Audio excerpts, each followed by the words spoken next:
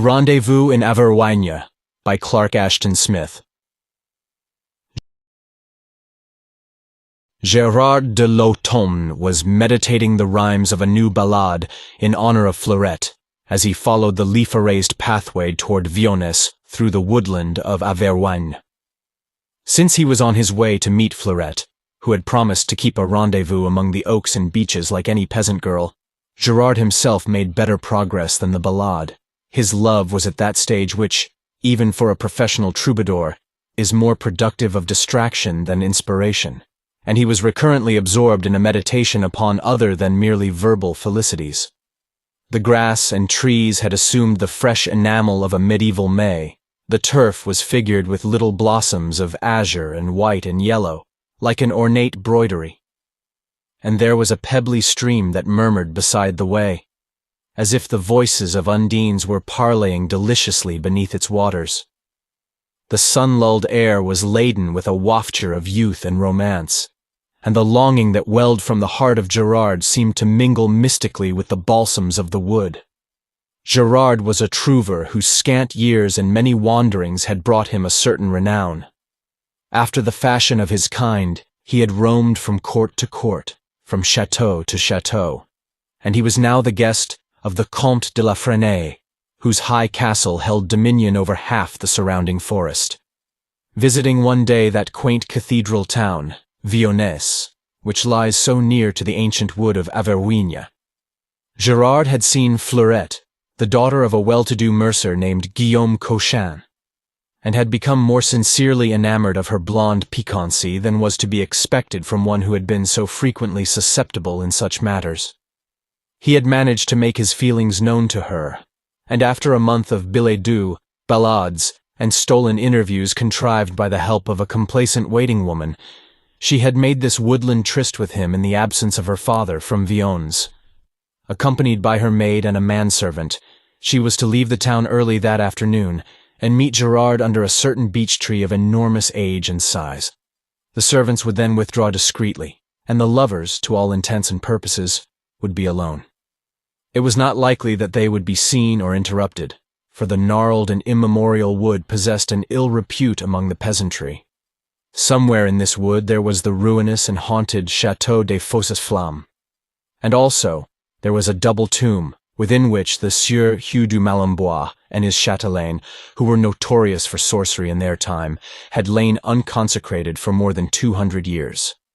Of these, and their phantoms, there were grisly tales, and there were stories of loups-garous and goblins, of fays and devils and vampires that infested Averoigne. But to these tales, Gérard had given little heed, considering it improbable that such creatures would fare abroad in open daylight. The madcap Fleurette had professed herself unafraid also, but it had been necessary to promise the servants a substantial pourboire, since they shared fully the local superstitions. Gérard had wholly forgotten the legendary of Averoigne as he hastened along the sun-flecked path. He was nearing the appointed beech tree, which a turn of the path would soon reveal, and his pulses quickened and became tremulous as he wondered if Fleurette had already reached the trysting place. He abandoned all effort to continue his ballad, which, in the 3 miles he had walked from La Fresnaye, had not progressed beyond the middle of a tentative first stanza. His thoughts were such as would befit an ardent and impatient lover. They were now interrupted by a shrill scream that rose to an unendurable pitch of fear and horror, issuing from the green stillness of the pines beside the way. Startled, he peered at the thick branches, and as the scream fell back to silence, he heard the sound of dull and hurrying footfalls, and a scuffling as of several bodies. Again the scream arose. It was plainly the voice of a woman in some distressful peril. Loosening his dagger in its sheath, and clutching more firmly a long hornbeam staff, which he had brought with him as a protection against the vipers which were said to lurk in Averoigne, he plunged without hesitation or premeditation among the low-hanging boughs from which the voice had seemed to emerge. In a small open space beyond the trees, he saw a woman who was struggling with 3 ruffians of exceptionally brutal and evil aspect. Even in the haste and vehemence of the moment, Gerard realized that he had never before seen such men, or such a woman. The woman was clad in a gown of emerald green that matched her eyes. In her face was the pallor of dead things, together with a fairy beauty, and her lips were dyed as with the scarlet of newly flowing blood. The men were dark as Moors, and their eyes were red slits of flame beneath oblique brows with animal-like bristles. There was something very peculiar in the shape of their feet, but Gerard did not realize the exact nature of the peculiarity till long afterwards. Then he remembered that all of them were seemingly club-footed, though they were able to move with surpassing agility. Somehow, he could never recall what sort of clothing they had worn. The woman turned a beseeching gaze upon Gerard as he sprang forth from amid the boughs. The men, however, did not seem to heed his coming, though one of them caught in a hairy clutch the hands which the woman sought to reach toward her rescuer. Lifting his staff, Gerard rushed upon the ruffians. He struck a tremendous blow at the head of the nearest one, a blow that should have leveled the fellow to earth. But the staff came down on unresisting air, and Gerard staggered and almost fell headlong in trying to recover his equilibrium. Dazed and uncomprehending, he saw that the knot of struggling figures had vanished utterly. At least the three men had vanished.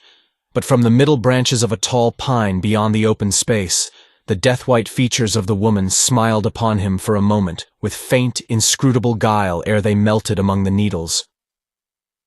Gerard understood now, and he shivered as he crossed himself. He had been deluded by phantoms or demons, doubtless for no good purpose. He had been the gull of a questionable enchantment. Plainly there was something, after all, in the legends he had heard, in the ill renown of the forest of Averoigne. He retraced his way toward the path he had been following, but when he thought to reach again the spot from which he had heard that shrill, unearthly scream, he saw that there was no longer a path, nor, indeed, any feature of the forest which he could remember or recognize. The foliage about him no longer displayed a brilliant verdure. It was sad and funereal, and the trees themselves were either cypress-like or were already sere with autumn or decay. In lieu of the purling brook, there lay before him a tarn of waters that were dark and dull as clotting blood, and which gave back no reflection of the brown autumnal sedges that trailed therein like the hair of suicides, and the skeletons of rotting osiers that writhed above them. Now, beyond all question, Gerard knew that he was the victim of an evil enchantment. In answering that beguileful cry for succor, he had exposed himself to the spell, had been lured within the circle of its power. He could not know what forces of wizardry or demonry had willed to draw him thus, but he knew that his situation was fraught with supernatural menace. He gripped the hornbeam staff more tightly in his hand, and prayed to all the saints he could remember, as he peered about for some tangible bodily presence of ill. The scene was utterly desolate and lifeless, like a place where cadavers might keep their tryst with demons. Nothing stirred, not even a dead leaf, and there was no whisper of dry grass or foliage, no song of birds nor murmuring of bees, no sigh nor chuckle of water. The corpse-gray heavens above seemed never to have held a sun, and the chill, unchanging light was without source or destination, without beams or shadows. Gerard surveyed his environment with a cautious eye, and the more he looked, the less he liked it.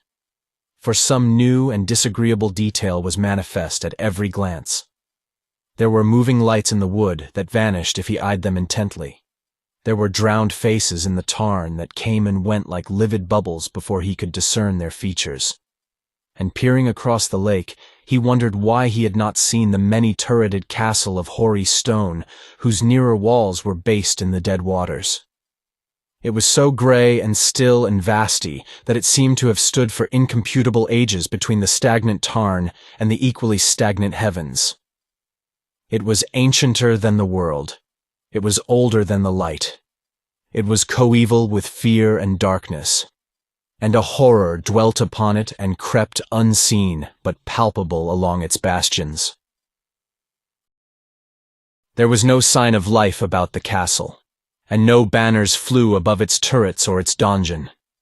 But Gerard knew, as surely as if a voice had spoken aloud to warn him, that here was the fountainhead of the sorcery by which he had been beguiled. A growing panic whispered in his brain. He seemed to hear the rustle of malignant plumes, the mutter of demonian threats and plottings. He turned and fled among the funereal trees. Amid his dismay and bewilderment, even as he fled, he thought of Fleurette and wondered if she were awaiting him at their place of rendezvous, or if she and her companions had also been enticed and led astray in a realm of damnable unrealities. He renewed his prayers and implored the saints for her safety as well as his own. The forest through which he ran was a maze of bafflement and eeriness. There were no landmarks. There were no tracks of animals or men. And the swart cypresses and sere autumnal trees grew thicker and thicker, as if some malevolent will were marshalling them against his progress. The boughs were like implacable arms that strove to retard him. He could have sworn that he felt them twine about him with the strength and suppleness of living things. He fought them, insanely, desperately, and seemed to hear a crackling of infernal laughter in their twigs as he fought. At last, with a sob of relief, he broke through into a sort of trail. Along this trail, in the mad hope of eventual escape, he ran like one whom a fiend pursues, and after a short interval, he came again to the shores of the Tarn, above whose motionless waters the high and hoary turrets of that time-forgotten castle were still dominant. Again he turned and fled, and once more, after similar wanderings and like struggles, he came back to the inevitable Tarn. With a leaden sinking of his heart, as into some ultimate slough of despair and terror, he resigned himself, and made no further effort to escape. His very will was benumbed, was crushed down as by the incumbents of a superior volition that would no longer permit his puny recalcitrance. He was unable to resist when a strong and hateful compulsion drew his footsteps along the margent of the Tarn toward the looming castle. When he came nearer, he saw that the edifice was surrounded by a moat whose waters were stagnant as those of the lake, and were mantled with the iridescent scum of corruption. The drawbridge was down, and the gates were open, as if to receive an expected guest. But still, there was no sign of human occupancy, and the walls of the great grey building were silent as those of a sepulchre, and more tomb-like even than the rest was the square and over-towering bulk of the mighty donjon. Impelled by the same power that had drawn him along the lake shore, Gerard crossed the drawbridge and passed beneath the frowning barbican into a vacant courtyard. Barred windows looked blankly down, and at the opposite end of the court a door stood mysteriously open, revealing a dark hall. As he approached the doorway, he saw that a man was standing on the threshold. Though a moment previous, he could have sworn that it was untenanted by any visible form. Gerard had retained his hornbeam staff, and though his reason told him that such a weapon was futile against any supernatural foe, some obscure instinct prompted him to clasp it valiantly as he neared the waiting figure on the sill. The man was inordinately tall and cadaverous, and was dressed in black garments of a superannuate mode. His lips were strangely red, amid his bluish beard and the mortuary whiteness of his face. They were like the lips of the woman who, with her assailants, had disappeared in a manner so dubious when Gerard had approached them. His eyes were pale and luminous as marsh lights, and Gerard shuddered at his gaze and at the cold, ironic smile of his scarlet lips that seemed to reserve a world of secrets all too dreadful and hideous to be disclosed. "I am the Sieur du Malembois," the man announced. His tones were both unctuous and hollow, and served to increase the repugnance felt by the young troubadour. And when his lips parted, Gerard had a glimpse of teeth that were unnaturally small and were pointed like the fangs of some fierce animal. "Fortune has willed that you should become my guest," the man went on. "The hospitality which I can proffer you is rough and inadequate, and it may be that you will find my abode a trifle dismal. But at least I can assure you of a welcome no less ready than sincere." "I thank you for your kind offer," said Gerard. "But I have an appointment with a friend, and I seem in some unaccountable manner to have lost my way. I should be profoundly grateful if you would direct me toward Viones. There should be a path not far from here, and I have been so stupid as to stray from it." The words rang empty and hopeless in his own ears even as he uttered them, and the name that his strange host had given the Sieur du Malembois was haunting his mind like the funereal accents of a knell, though he could not recall at that moment the macabre and spectral ideas which the name tended to evoke. "Unfortunately, there are no paths from my chateau to Viones," the stranger replied. "As for your rendezvous, it will be kept in another manner, at another place than the one appointed. I must therefore insist that you accept my hospitality. Enter, I pray, but leave your hornbeam staff at the door. You will have no need of it any longer." Gerard thought that he made a moue of distaste and aversion with his over-red lips as he spoke the last sentences, and that his eyes lingered on the staff with an obscure apprehensiveness. And the strange emphasis of his words and demeanor served to awaken other phantasmal and macabre thoughts in Gerard's brain, though he could not formulate them fully till afterwards, and somehow he was prompted to retain the weapon, no matter how useless it might be against an enemy of spectral or diabolic nature. So he said, "I must crave your indulgence if I retain the staff. I have made a vow to carry it with me, in my right hand or never beyond arm's reach, till I have slain 2 vipers." "That is a queer vow," rejoined his host. "However, bring it with you if you like. It is of no matter to me if you choose to encumber yourself with a wooden stick." He turned abruptly, motioning Gerard to follow him. The troubadour obeyed unwillingly, with one rearward glance at the vacant heavens and the empty courtyard. He saw with no great surprise that a sudden and furtive darkness had closed in upon the chateau without moon or star, as if it had been merely waiting for him to enter before it descended. It was thick as the folds of a cerecloth. It was airless and stifling like the gloom of a sepulchre that has been sealed for ages. And Gerard was aware of a veritable oppression, a corporeal and psychic difficulty in breathing as he crossed the threshold. He saw that cressets were now burning in the dim hall to which his host had admitted him, though he had not perceived the time and agency of their lighting. The illumination they afforded was singularly vague and indistinct, and the thronging shadows of the hall were unexplainably numerous and moved with a mysterious disquiet, though the flames themselves were still as tapers that burn for the dead in a windless vault. At the end of the passage, the Sieur du Malembois flung open a heavy door of dark and sombre wood. Beyond, in what was plainly the eating room of the chateau, several people were seated about a long table by the light of cressets no less dreary and dismal than those in the hall. In the strange, uncertain glow, their faces were touched with a gloomy dubiety, with a lurid distortion, and it seemed to Gerard that shadows, hardly distinguishable from the figures, were gathered around the board.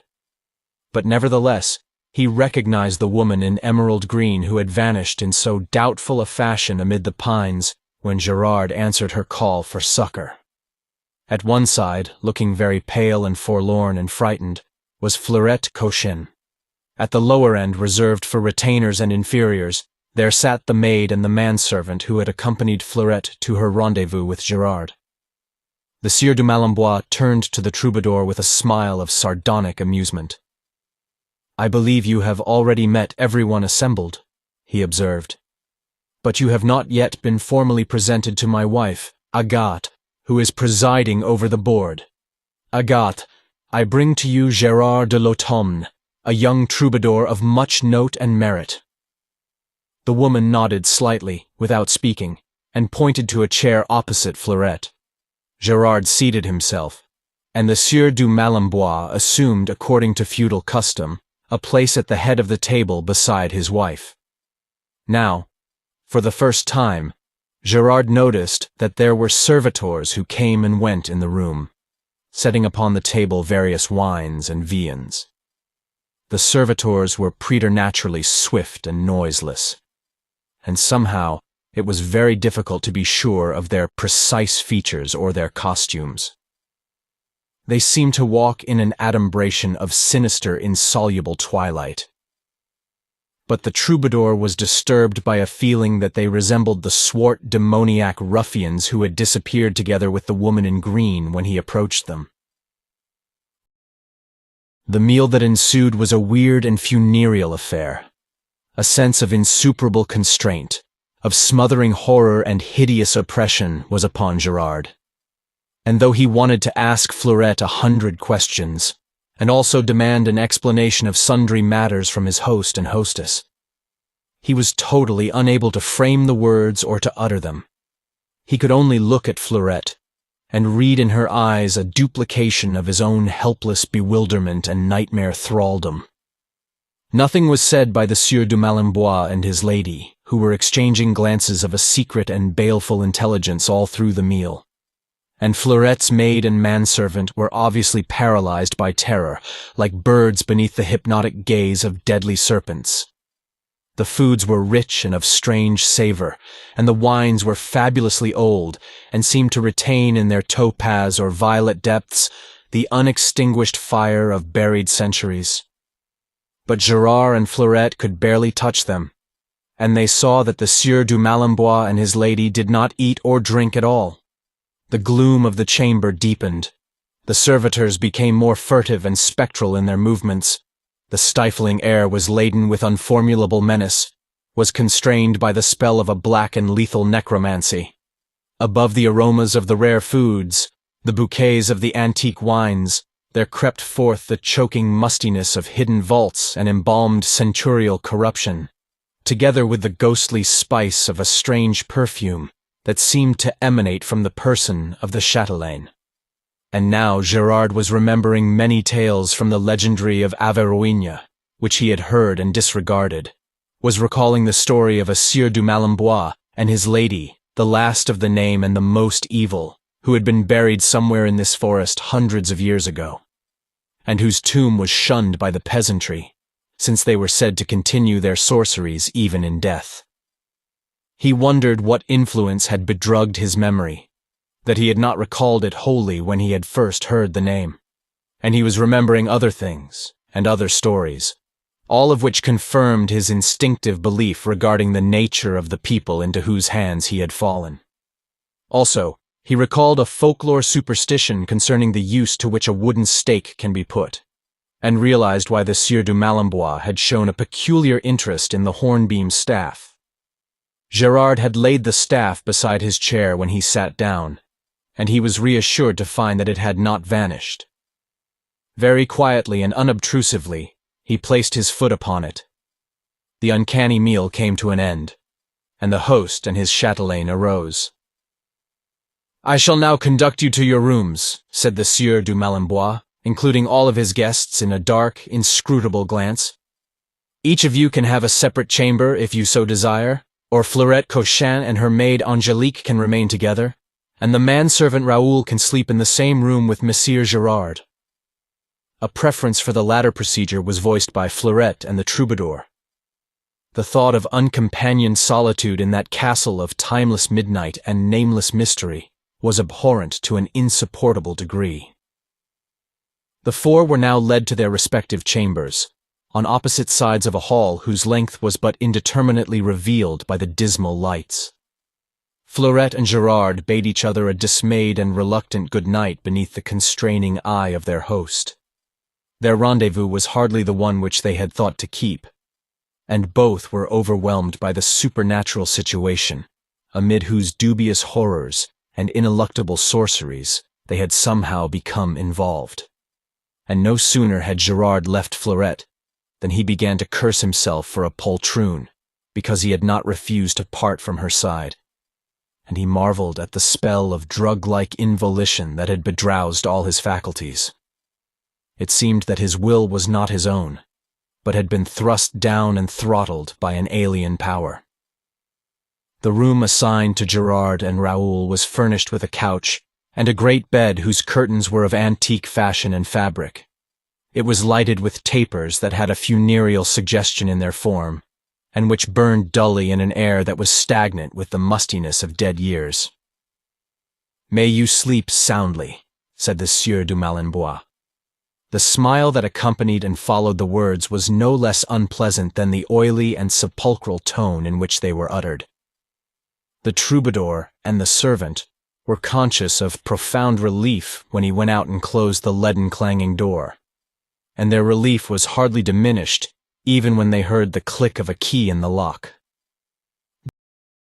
Gerard was now inspecting the room, and he went to the one window, through whose small and deep-set panes he could see only the pressing darkness of a night that was veritably solid, as if the whole place were buried beneath the earth and were closed in by clinging mold.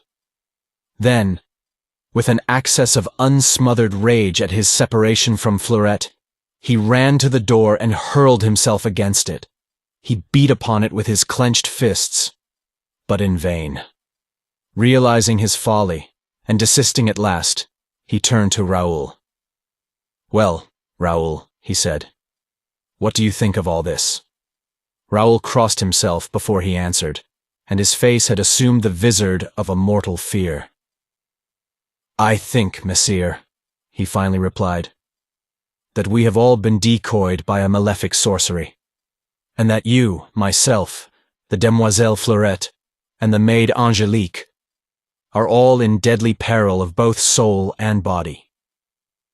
"That also is my thought," said Gerard, "and I believe it would be well that you and I should sleep only by turns, and that he who keeps vigil should retain in his hands my hornbeam staff, whose end I shall now sharpen with my dagger.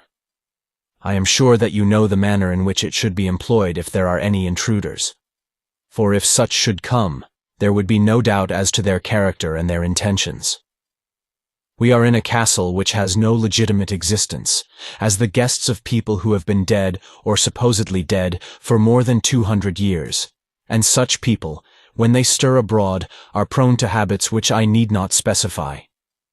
"Yes, messire," Raoul shuddered, but he watched the sharpening of the staff with considerable interest. Gerard whittled the hard wood to a lance-like point, and hid the shavings carefully.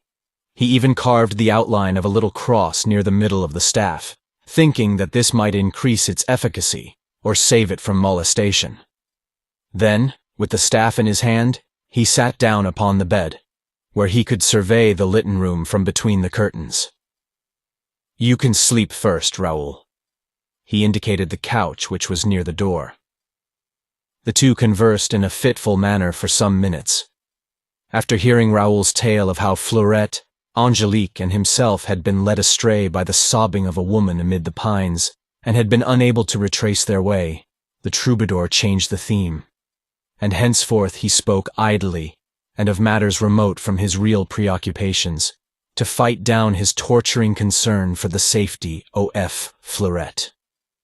Suddenly he became aware that Raoul had ceased to reply, and saw that the servant had fallen asleep on the couch. At the same time, an irresistible drowsiness surged upon Gerard himself, in spite of all his volition, in spite of the eldritch terrors and forebodings that still murmured in his brain. He heard through his growing hebetude a whisper as of shadowy wings in the castle halls. He caught the sibilation of ominous voices, like those of familiars that respond to the summoning of wizards, and he seemed to hear, even in the vaults and towers and remote chambers, the tread of feet that were hurrying on malign and secret errands. But oblivion was around him like the meshes of a sable net, and it closed in relentlessly upon his troubled mind, and drowned the alarms of his agitated senses. When Gerard awoke at length, the tapers had burned to their sockets, and a sad and sunless daylight was filtering through the window. The staff was still in his hand, and though his senses were still dull with the strange slumber that had drugged them, He felt that he was unharmed. But peering between the curtains, he saw that Raoul was lying mortally pale and lifeless on the couch, with the air and look of an exhausted moribund. He crossed the room and stooped above the servant. There was a small red wound on Raoul's neck, and his pulses were slow and feeble, like those of one who has lost a great amount of blood. His very appearance was withered and vein-drawn, and a phantom spice arose from the couch, a lingering wraith of the perfume worn by the chatelaine Agathe. Gerard succeeded at last in arousing the man, but Raoul was very weak and drowsy. He could remember nothing of what had happened during the night, and his horror was pitiful to behold when he realized the truth. "It will be your turn next, Messire," he cried. "These vampires mean to hold us here amid their unhallowed necromancies till they have drained us of our last drop of blood. Their spells are like mandragora, or the sleepy syrups of Cathay, and no man can keep awake in their despite." Gerard was trying the door, and somewhat to his surprise he found it unlocked. The departing vampire had been careless in the lethargy of her repletion. The castle was very still, and it seemed to Gerard that the animating spirit of evil was now quiescent, that the shadowy wings of horror and malignity, the feet that had sped on baleful errands, the summoning sorcerers, the responding familiars, were all lulled in a temporary slumber. He opened the door, he tiptoed along the deserted hall, and knocked at the portal of the chamber allotted to Fleurette and her maid. Fleurette, fully dressed, answered his knock immediately, and he caught her in his arms without a word, searching her wan face with a tender anxiety. Over her shoulder he could see the maid, Angelique, who was sitting listlessly on the bed with a mark on her white neck similar to the wound that had been suffered by Raoul. He knew, even before Fleurette began to speak, that the nocturnal experiences of the demoiselle and her maid had been identical with those of himself and the manservant. While he tried to comfort Fleurette and reassure her, his thoughts were now busy with a rather curious problem. No one was abroad in the castle, and it was more than probable that the Sieur du Malembois and his lady were both asleep after the nocturnal feast which they had undoubtedly enjoyed. Gerard pictured to himself the place and the fashion of their slumber, and he grew even more reflective as certain possibilities occurred to him. "Be of good cheer, sweetheart," he said to Fleurette. "It is in my mind that we may soon escape from this abominable mesh of enchantments. But I must leave you for a little and speak again with Raoul, whose help I shall require in a certain matter." He went back to his own chamber. The manservant was sitting on the couch and was crossing himself feebly and muttering prayers with a faint, hollow voice. "Raoul," said the troubadour a little sternly, "you must gather all your strength and come with me. Amid the gloomy walls that surround us, the somber ancient halls, the high towers and the heavy bastions, there is but one thing that veritably exists, and all the rest is a fabric of illusion. We must find the reality whereof I speak, and deal with it like true and valiant Christians.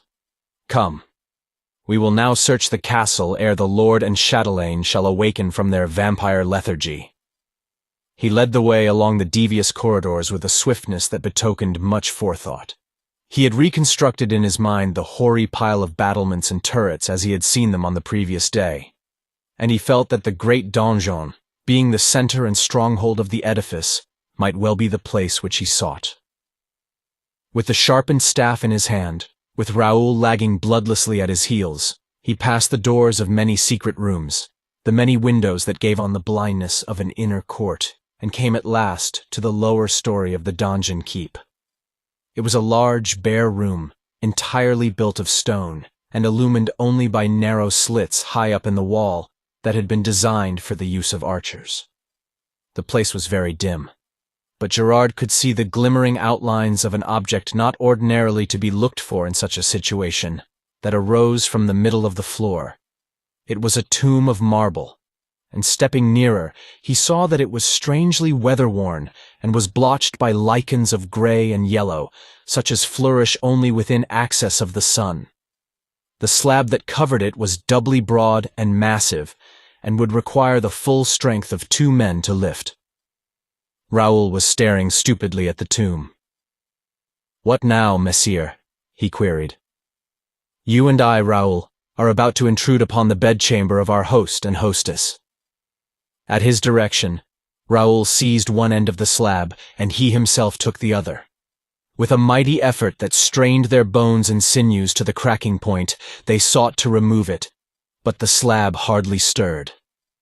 At length, by grasping the same end in unison, they were able to tilt the slab, and it slid away and dropped to the floor with a thunderous crash. Within, there were 2 open coffins, one of which contained the Sieur Hugh du Malembois, and the other his lady Agathe. Both of them appeared to be slumbering peacefully as infants. A look of tranquil evil, of pacified malignity, was imprinted upon their features, and their lips were dyed with a fresher scarlet than before. Without hesitation or delay, Gerard plunged the lance-like end of his staff into the bosom of the Sieur du Malembois. The body crumbled as if it were wrought of ashes, kneaded and painted to human semblance. And a slight odor as of age-old corruption arose to the nostrils of Gerard. Then the troubadour pierced in like manner the bosom of the chatelaine. And simultaneously with her dissolution, the walls and floor of the donjon seemed to dissolve like a sullen vapor. They rolled away on every side with a shock as of unheard thunder. With a sense of weird vertigo and confusion, Gerard and Raoul saw that the whole chateau had vanished like the towers and battlements of a bygone storm, that the dead lake and its rotting shores no longer offered their malefical illusions to the eye. They were standing in a forest glade, in the full, unshadowed light of the afternoon sun, and all that remained of the dismal castle was the lichen-mantled tomb that stood open beside them. Fleurette and her maid were a little distance away, and Gerard ran to the mercer's daughter and took her in his arms. She was dazed with wonderment, like one who emerges from the night-long labyrinth of an evil dream and finds that all is well. "I think, sweetheart," said Gerard, "that our next rendezvous will not be interrupted by the Sieur du Malembois and his chatelaine." But Fleurette was still bemused with wonder, and could only respond to his words with a kiss. Thank you for listening.